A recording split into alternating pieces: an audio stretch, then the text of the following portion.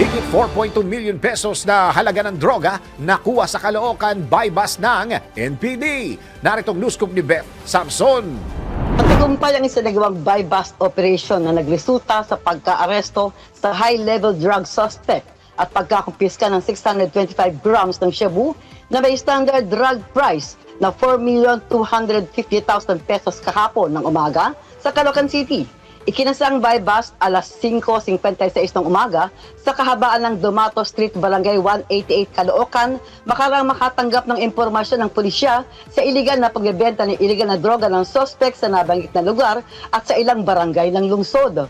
Kinilala ni Northern Police District Director Police Colonel Jose Piniliga ng suspect na si alias Kadapi, 50, residente ng Caloocan City.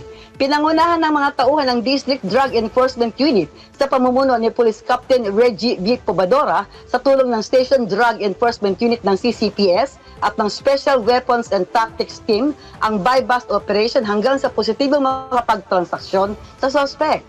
Naharap sa kasong paglabag sa Section 5, Sale of Dangerous Drugs at Section 11, Possession of Dangerous Drugs sa ilalim ng Republic Act 9165 o ang Comprehensive Dangerous Drugs Act of 2002. Nakatakda namang sumailalim sa inquest proceedings ang naaresto ang suspect.